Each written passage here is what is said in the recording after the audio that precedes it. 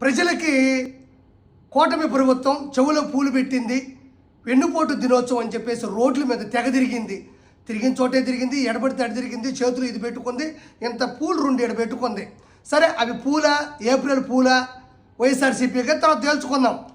ఇక్కడ రోజా ఏమంటుందంటే, గడిచిన ఈ సంవత్సర కాలంలో కూటమి ప్రభుత్వం ప్రజలకి మొండి చేయి చూపించింది, ఏమీ చేయలేదు, వాళ్ళ వెన్నుపోటు పొడిచింది, వాళ్ళని ఫూల్స్ చేసింది అంటుంది. నేను ఇప్పుడు మాట్లాడుతూ ఉన్నా, ఈ గడిచిన కాలంలో పింఛన్లు జగన్మోహన్ రెడ్డి హయాంలో గెలిచిన మొదటి నెలలోనే 3,000 రూపాయలు పింఛన్లు ఇస్తానని చెప్పి జగన్మోహన్ రెడ్డి అంటే 4 సంవత్సరాలకి కానీ 3,000 చేయాల.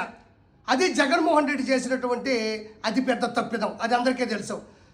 అదే చంద్రబాబు నాయుడు గారు హయాంలో గెలిచిన వెంటనే మొదటి